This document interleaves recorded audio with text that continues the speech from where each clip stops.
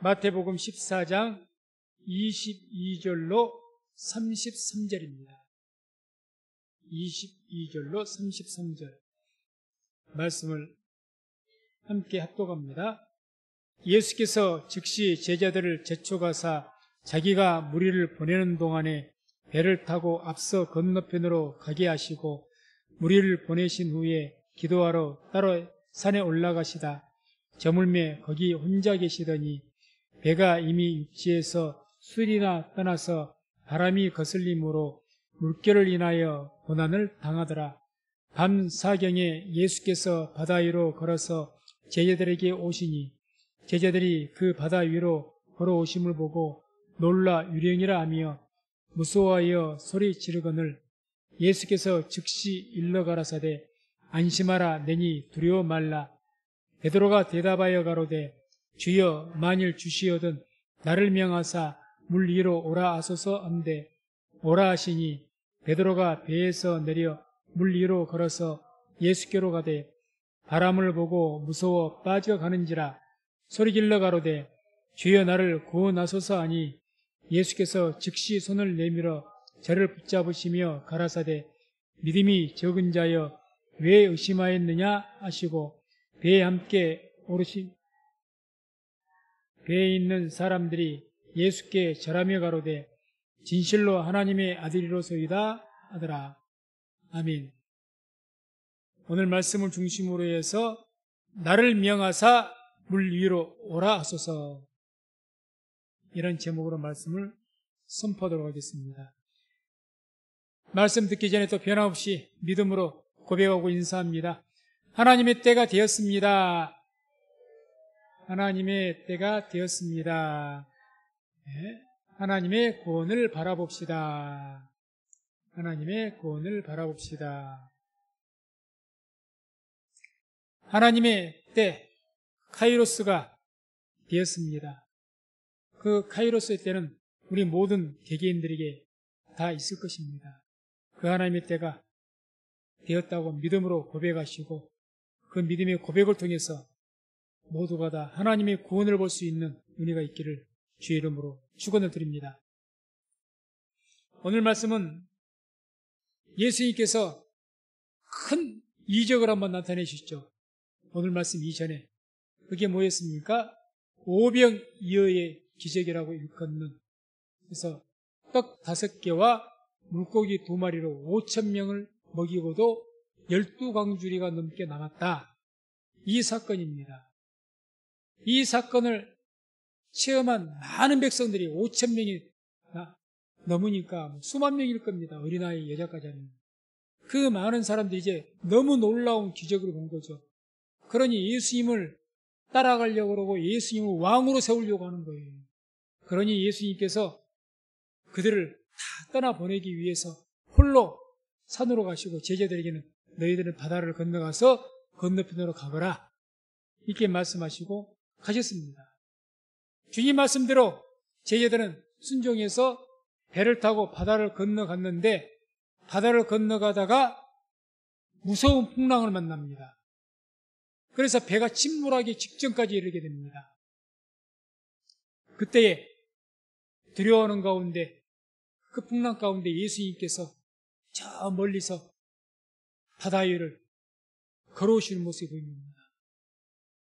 이 모습 보고 처음에는 사람이 예수님이라고 생각도 못했고 사람이 물 위를 건너는 건 있을 수가 없는 일이기 때문에 제자들도 유령이라고 했습니다. 우리 같은 귀신이다 그랬겠죠. 놀라서 그때 주님께서 두려워하지 말아라. 내니 안심하라. 이렇게 말씀합니다. 그때 그 12제자 중에서 딱 한 사람인 베드로가 만약 주님이시라면 저를 명해서 물 위로 걸어오라 하소서 이렇게 주님께 요구하니 주님께서 오라 말씀하시자 베드로가 예수님 보고 물 위를 걸어갔습니다. 그러나 계속 갔으면 좋았는데 성경 말씀 보게 되면 바람을 보고 무서워하다가 예수님 보았던 그 시선이 바람을 보게 되는 거죠. 그러니 물속에 빠져갔다. 그러자 주님께서 그 베드로를 손을 잡아서 이끌어서 구원하시고 베드로와 함께 배에 오르시니 바람이 그치게 되었고 그 놀라운 광경을 체험한 그 제자들이 그 자리에 무릎 꿇고 주님은 진정 하나님의 아들이 되십니다 하고 고백했다는 내용입니다. 이게 오늘 말씀의 내용입니다. 오늘 사건을 우리가 초점에서 맞춰봐야 될 것은 사람인 베드로가 어찌되었든지 잠깐이라도 물 위를 걸어갔다는 사실입니다. 물 위를 걸어갔다. 주님께서 오라 하시니 베드로가 배에서 내려 물 위로 걸어서 예수님께로 갔다. 29절에 나오죠. 도대체 지금 12 제자 중에서 오직 베드로만이 구한 겁니다. 베드로만. 안드레도 야고보도 요한도 누구도 주님 나도 물 위로 걷게 해주십시오. 이런 어떻게 보면 좀 엉뚱하게 구한 겁니다. 아니 뭔 갑자기 물 위로 걷게 해달라고. 좀 황당한 요구죠. 그런데 오늘 말씀 보면 주님께서 허락하셨습니까? 안 하셨습니까? 허락하셨습니다. 성경 말씀이 거짓이 아닌 거죠. 주님께서 너희가 무엇이든지 구하면 이루어질 것이다. 우리가 구할 때 주님께서 제한이 있습니까? 없었습니다. 어떤 특별한 제한이 있다면 야 이런 말도 안 되는 소리 물 위로 걸어서 너 뭐하게? 많은 사람들 너 물 위로 걸었다고 자랑하게? 그렇게 말씀하지 않았습니다. 주님 말씀처럼 너희가 내 안에 있고 내 말이 너희 안에서 무엇이든지 원하는 대로 구하라고 말씀하신 것처럼 제한 없습니다. 이 말씀 통해서 하나님을 제한하지 마시고 우리 스스로가 기도할 때 내가 판단해서 이거는 기도해도 안 돼, 저것도 안 돼. 제한하지 마십시오. 무엇이든지 믿음으로 구할 수 있기를 주의 이름으로 축원을 드립니다. 그 결정은 하나님께 있는 거예요. 왜 우리가 결정합니까? 자, 그래서 28절에 베드로가 대답하여 가로되 주여 만일 주시어든 나를 명하사 물 위로 오라 하소서. 참 이 말씀 제가 묵상하면서 베드로도 사람인데 어찌 사람이 아니겠습니까? 사람이 물 위를 걷는 것이 가능할 것이라고 믿었을까? 가능할 것이다. 저같이 복잡한 사람은 생각이 많고 의심 많은 도마와 같은 저 같은 사람은 아무리 주님께서 걷는 주님이시니까 그렇다고 생각하지 나도 걷게 해주십시오라고는 입이 떨어지질 않을 것 같아요. 않을 것 같습니다. 근데 베드로는 지금 왜 이렇게 주님께 요구한 겁니까? 주님께서 걸으셨거든요. 주님께서 걸으신 것을 바다 위로 걸고 봤습니다. 그러니 거기에 즉시적으로 지금 요구한 거예요. 요구한 겁니다. 한마디로 이 베드로는 어떤 믿음이었는가? 그저 말씀대로 순전하게 믿는 믿음이었습니다. 그냥 내가 걷고 싶습니다. 주님께서 걸으시니 나도 걷겠습니다 해서 무작정 뛰어내린 것이 아니고 주님께 구했습니다. 그리고 주님께서 뭐라고 하셨습니까? 허락하셨습니다. 오라 하는 주의 허락이 있었습니다. 만약에 오라 안 했으면 베드로도 안 뛰어내렸을 겁니다. 오라. 그러니까 이 말씀 봤을 때 베드로는 그냥 주님의 응답도 없이 주님께서 그렇게 말씀하지도 않았는데 무턱대고 덤벼드는 것이 아니라는 이야기입니다. 우리는 신앙생활 열심히 있는 조금 아주 지나치게 표현하면 광신자라고 표현해야 되겠죠. 그런 잘못된 유형의 사람들은 그냥 믿습니다 하고 하나님의 응답도 안 듣고 덤벼듭니다. 이건 잘못된 겁니다. 우리가 무언가를 구할 때, 특히 기적을 구할 때 하나님께 물으시고 응답받고 거기에 따라서 순종을 해야 기적이 일어난 줄로 믿습니다. 응답 받고 해야죠. 기도 응답이 없는데 뛰어내려요? 아니, 죽을 병에 걸렸습니다. 사형 선고가 떨어졌습니다. 아, 내 마음에 감동이 생겼어. 에이, 예수 믿는 사람이, 특히 저 같은 목사는 목사가 돼가지고 병 걸리는데 무슨 약을 먹고 병원 사람들을 의지해 하나님 믿고 기도만 하지. 옛날에 참 그런 분들 많았습니다. 기도원 들어가 버립니다. 금식해 버립니다. 그래서 병이 다 악화돼갖고 죽어간 분들이 얼마나 많은지 모릅니다. 응답 받았습니까? 그분들에게 응답 받았냐 그러면 거기에 대해서 대답은 없습니다. 응답을 받아야죠.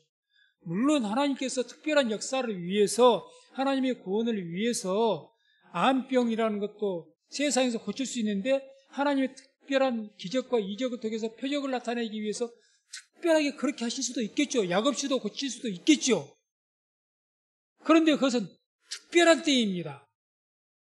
그러면 하나님께서 그렇게 하라고 응답을 주실 겁니다. 그런데 내 마음의 생각이 그렇다고 해서 밀어붙이는 거죠.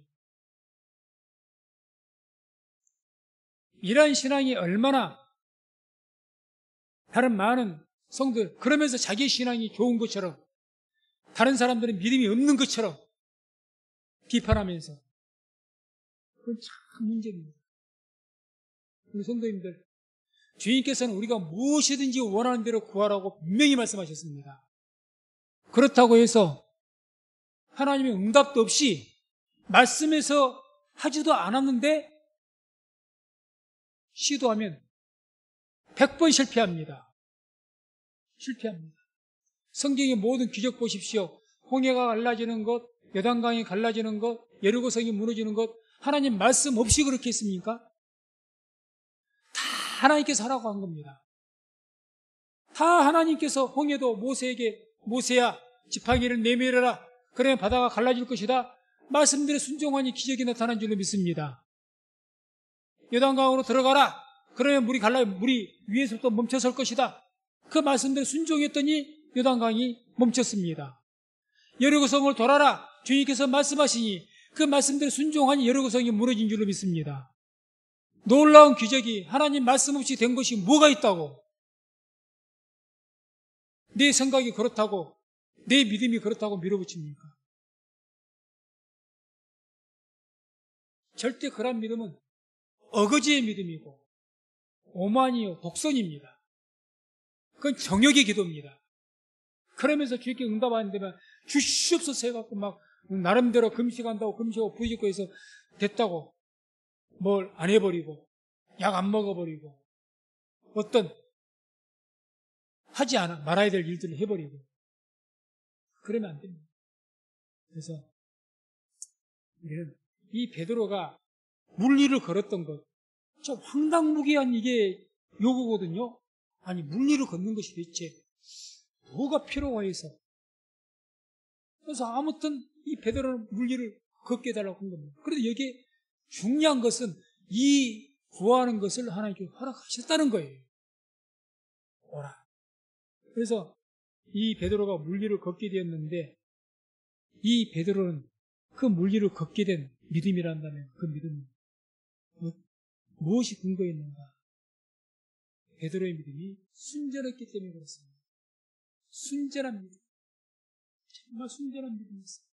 그냥 말씀대로 믿는 주님께서 오라 하니까 간 거예요. 이분은 그렇게 바다에 그 말이 무슨 말이에요? 그러니 그 말씀 듣고 베드로 어떻게 풍랑 가운데입니다. 바다가 잔잔한 것도 아니에요. 배가 침몰할 위기까지 있을 정도의 그것은 풍랑입니다. 파도가 셌을 겁니다. 그런데 그 바다에 뛰어내린 겁니다. 이런 믿음이라면 주님께서 벼랑 끝에서 베드로야 뛰어내려라. 그래도 내가 죽지 않을 것이다. 그럼 뛰어내릴 사람입니다. 주님께서 말씀하시면 뛰어내리는 사람입니다. 단순한 믿음입니다. 우리 식으로 말한다면 성경에서 말씀을 내게 주시니 하나님의 감동을 주시니 말씀을 내게 주셨으니 그것이 확신하면 그냥 시도하는 겁니다. 시도하는 겁니다. 이 베드로는 참 단순하고 순전한 분입니다. 예수님께서 베드로를 부르실 때 그물 긋고 그렇게 일하고 있는 베드로를 나를 따라와라 했을 때 그물과 배, 가족을 버리고 즉시로 쫓아갔다고 합니다. 물론 베드로, 요한, 야고보 이런 분들은 다 그랬죠. 이 단순하고 순전한 분, 잠시도 머물지 않고. 왜요? 인간적인 생각도 아니고 주판도 튕겨봐야 되지 않겠습니까? 아니 내가 떠나면 내 가족은요, 주님? 내가 주님 따라다니면 내가 먹고 살 길이 있는가요? 아니요. 그냥 오라면 갔습니다. 이게 주님입니다. 그래서 저도 그렇지만 우리 모든 성도님들 하나님 믿을 때 이런 순박한 순전한 믿음, 그런 믿음을 갖게 되는 저와 우리 모든 성도님 되시기를 주의 이름으로 축원을 드립니다. 베드로를 가장 사도들 중에 가장 사랑하셨던 이유가 바로 여기 있습니다. 이번 다니엘 기도회에서 6일차 11월 6일 날 간증했던 소중한 사람들의 대표 되셨던 유정옥 사모님, 이분 간증 들으시면서 참 이분이 믿음이 순전하다 감동을 많이 받았습니다. 처음에는 노숙자부터 돕기 시작하다가 그 감동도 그러다가 그냥 갑자기 노숙자에서 하나님께 도우시고 그런 역사를 체험했겠죠. 그러다 보니 이분이 또 감동 가운데 어떤 감동이 그럽니까? 돈도 없는 양반이 암 환자를 위해서 병원을 하나 세웠으면 좋겠다. 병원 세우는 것이 누구 집안에 세우는 일입니까? 최소 수십억 수백 대가 들어갈 수가 있어요. 그게 따라. 그때가 88년도라고 했습니다. 그런 놀라운 일을 이분이 한 거죠. 그래서 내용을 간단하게 보면 그걸 얻기 위해서 하나님께서 감동 가운데 생각나게 해주신 것이 어떤 기도원이었는데 그 기도원을 땅을 살려고 했더니 그것을 안 판다고 해서 그 옆에 있는 땅을 샀다고 하지 않습니까? 또 700만 원 전 재산, 자기 어머니가 물려줬던 재산 당시 700만 원이면 요즘 아파트값 두 채 값이라고 합니다. 아무튼 전 재산을 계약금으로 걸고 그 땅이 상당히 넓은 땅이니까 700억 사지겠습니까? 그리고 결국 땅만 산 것이 아니라 병원까지 건립을 했어요. 그 땅은 은혜 가운데 샀는데 또 이제 병원 건립이 문제죠. 이 병원 건립하는 게 돈이 좀 많이 들어갑니까? 돈도 없는 분이 건설회사에 개업을 하면서 뭐라고 계약을 했느냐? 매달 2억씩 갚아주기로. 지금 당장 돈이 없으니까. 그렇게 계약을 했다는 거예요. 이 사실들은 주위 사람들이 도대체 어떻게 하려고 하느냐? 그랬더니 이 말이 제가 참 마음에 감동받았습니다. 하나님께서는 하루 이틀이면 해, 달, 별도 만드시는 하나님이신데 안 될 일이 뭐가 있겠느냐 하나님께 구하면. 할 말 없어요. 말씀으로 세상 만물을 창조하신 하나님께 병원 건립? 이거야 너무 단순합니다.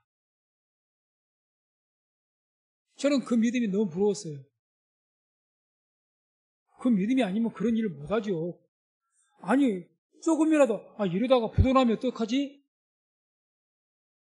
아니 그 돈이 없단 말도 없고 그 장로란 분이 건설회사 회장이 와가지고 얼굴이 버리게갖고 울고락 했다 그러잖아요. 이게 만약에 못 갚게 되면 어떻게 되지? 큰일이죠. 아니 멀쩡히 일을 시켜놓고 사람들 일해서 그 일한 노동자들이 임금도 못 줘버리고 자재비도 못 줘버리고 어떡하죠? 인간적인 그런 주판할 테니면 절대 이렇게 못하죠. 그런데 이분은 정말 말씀대로 하나님께서는 하루 이틀 만에 해, 달, 별들을 다 창조하시더라. 내가 그런 하나님을 믿는데 그 하나님께 구했는데 이번 병원 건립 내가 욕심내서 한 것이 하나님께 내 마음에 품게 하시고 감동으로 주신 것인데 이게 안 될 일이 뭐가 있겠느냐. 믿어줬다는 이야기죠. 중요한 것은 여기입니다. 이분이 이런 말을 했죠. 품으면 된다. 무엇이든지 품고 기도하라. 이 말을 강조했습니다. 품으면 된다. 욕심으로 품으라는 게 아닙니다. 하나님의 감동으로 품을 수 있어야 됩니다. 성경에 요셉을 대표로 꿈을 가진 사람이 요셉이었습니다. 요셉이 자기가 꿈을 꾸었습니까? 내가 애굽의 총리가 되고 싶어.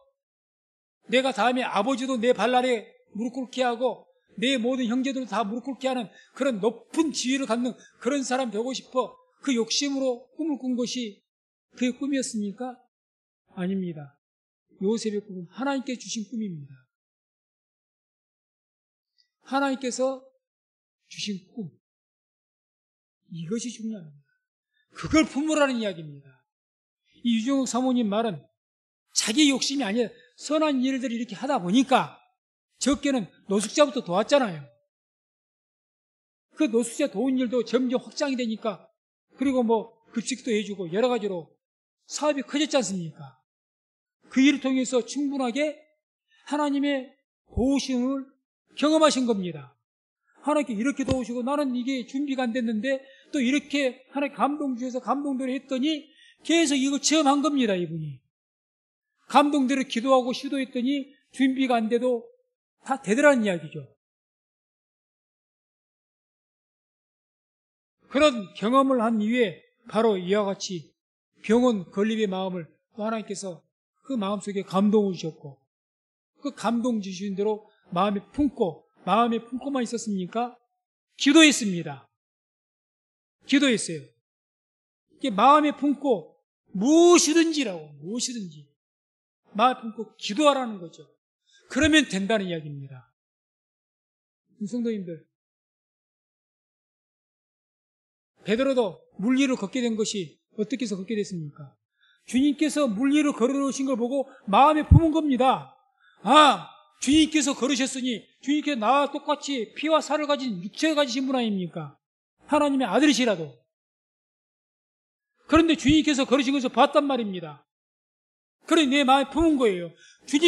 주님께서 나와 똑같은 피와 살을 가진 분이신데 그 바다 위를 걸으셨으니 나도 품게 될 줄로 믿습니다 하고 마음에 품은 겁니다.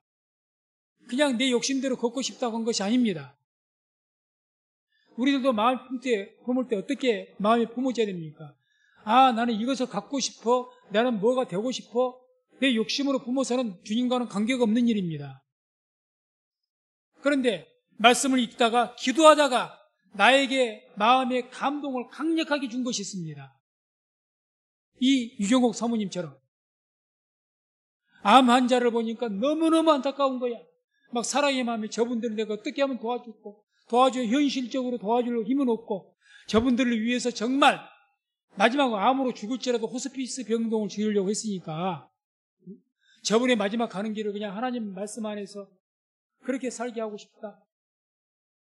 그런 간절한 마음을 가지니까 그 선한 마음을 주님께서 기쁘게 받으시고 그 마음에 감동을 주신 줄로 믿습니다.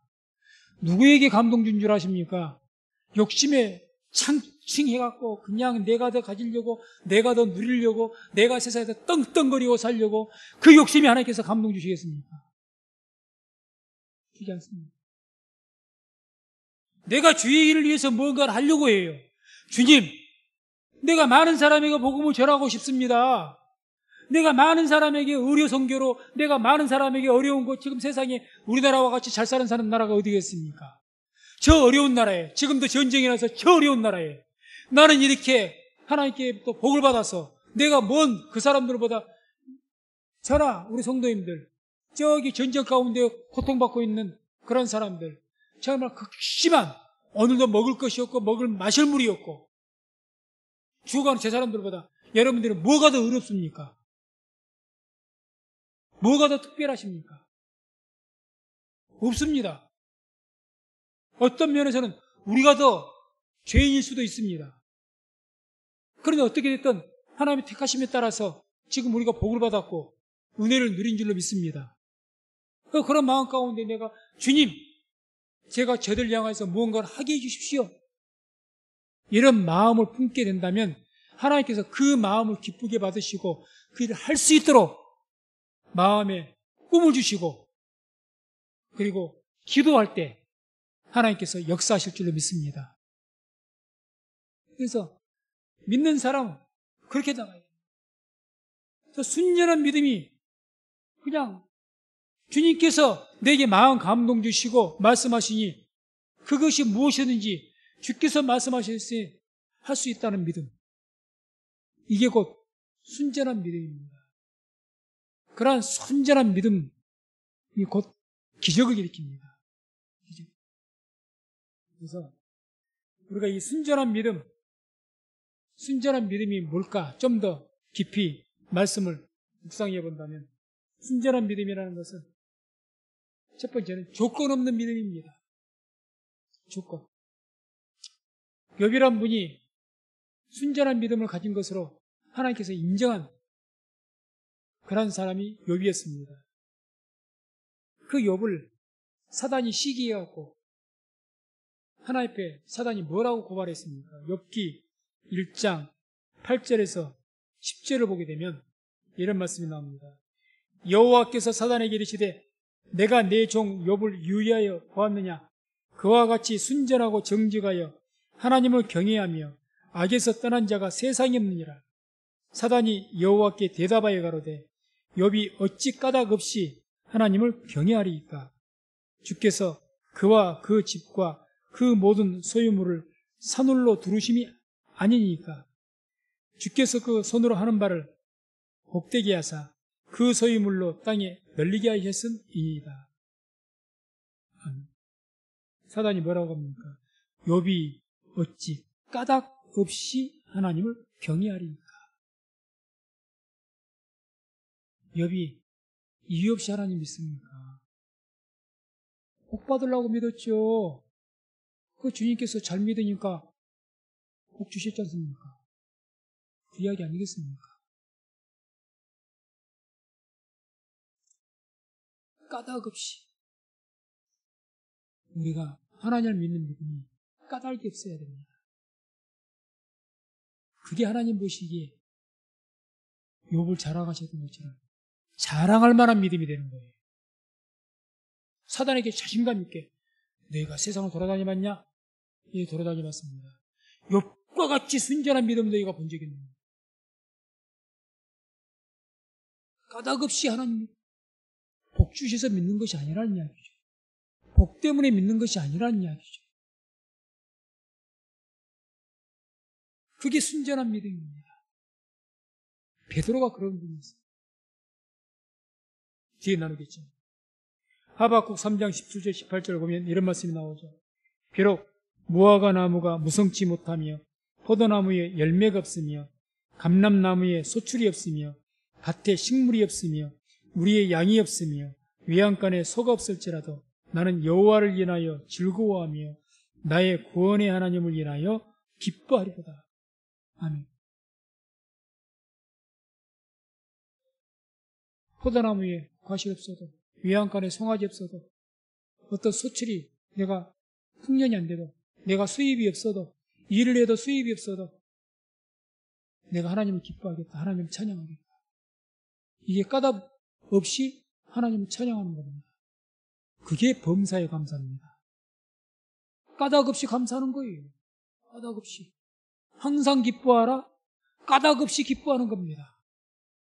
하나님이 나와 함께 하시니 내가 병들어도 기쁘고 하나님께서 나와 함께 하시니 사고가 났고 문제가 생겼고 부도가 났고 그런 일들이 있어도 기쁜 겁니다.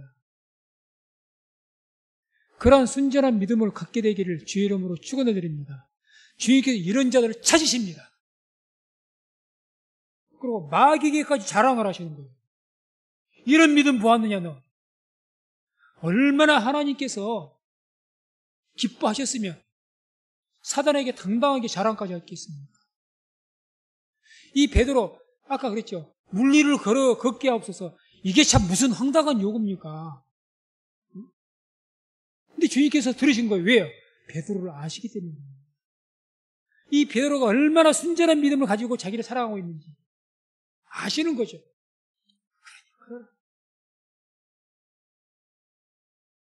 순전한 믿음은요, 계산이 없는 믿음입니다.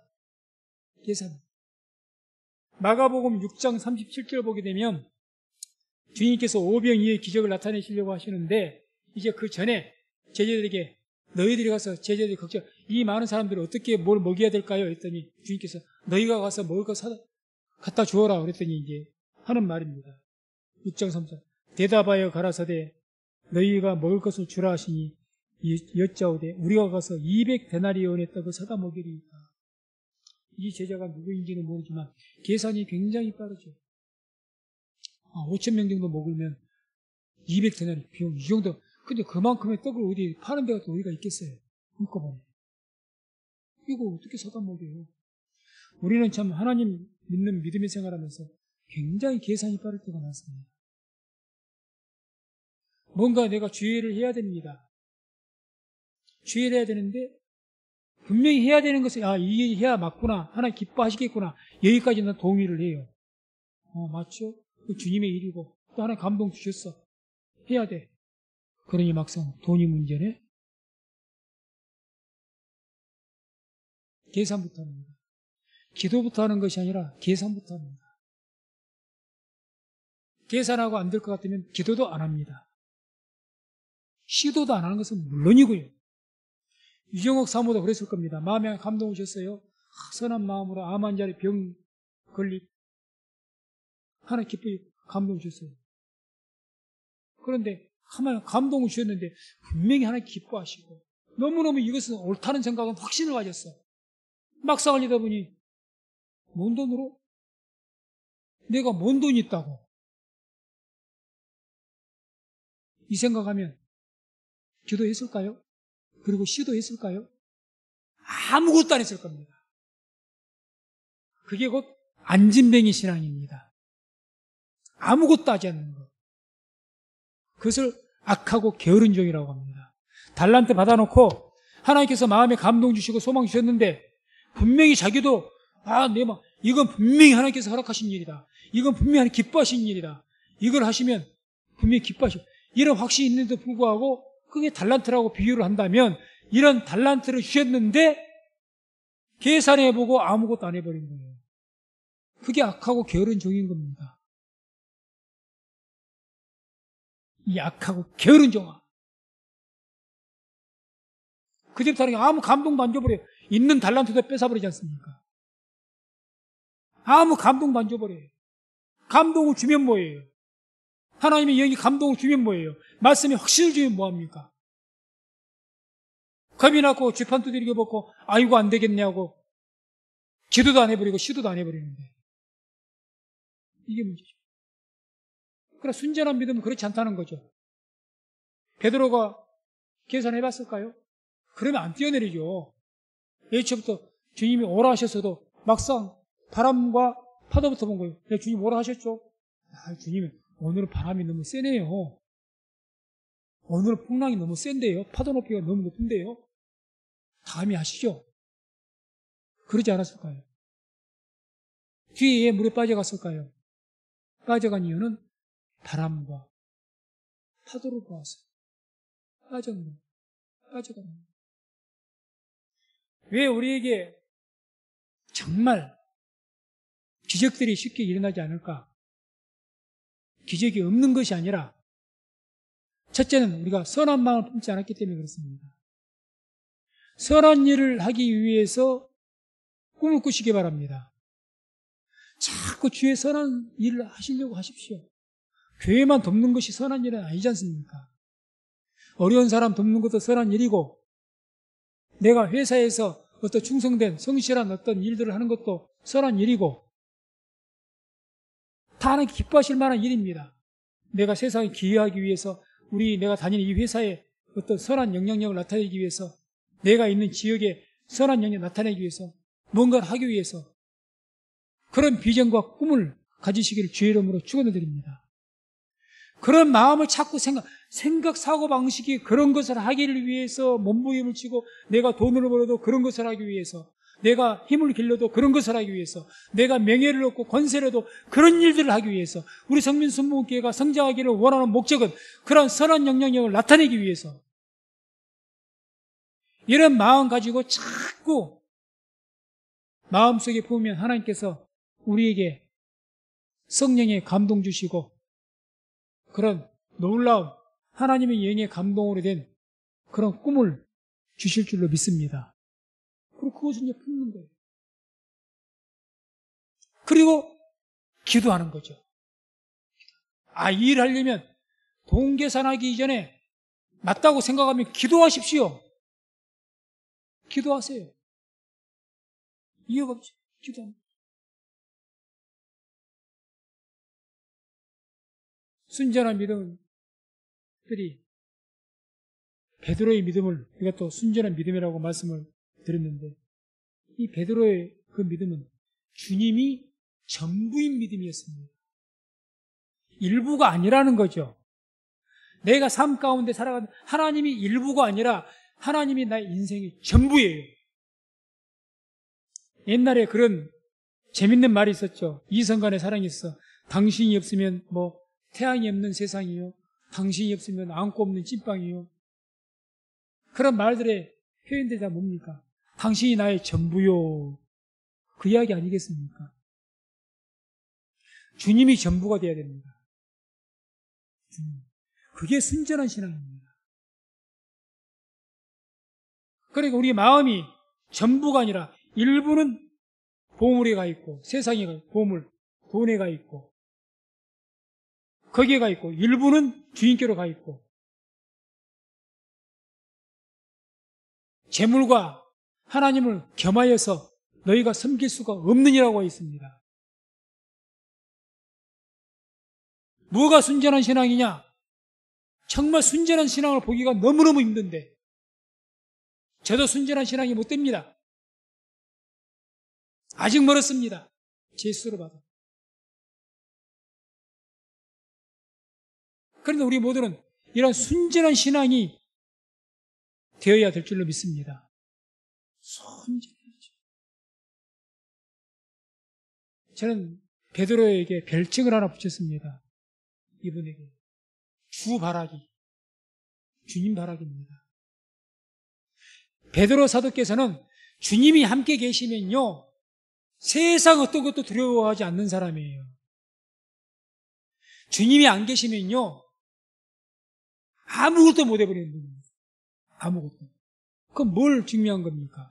주님이 베드로의 전부라는 이야기예요. 일부가 아닙니다. 그래서 그런 베드로를 보기 위해서 말씀 보면 요한복음 13장 8절 9절 보면 이런 말씀이 나와요.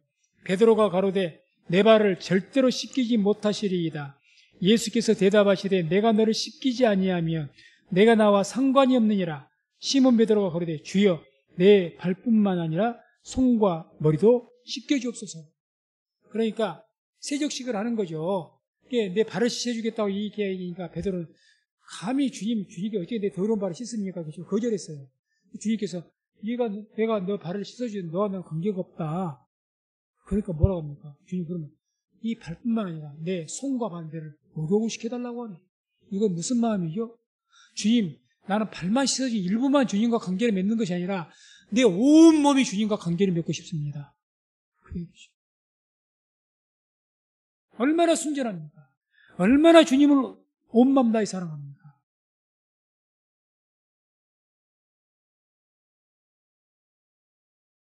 요한복음 21장 7절 8절 보게 되면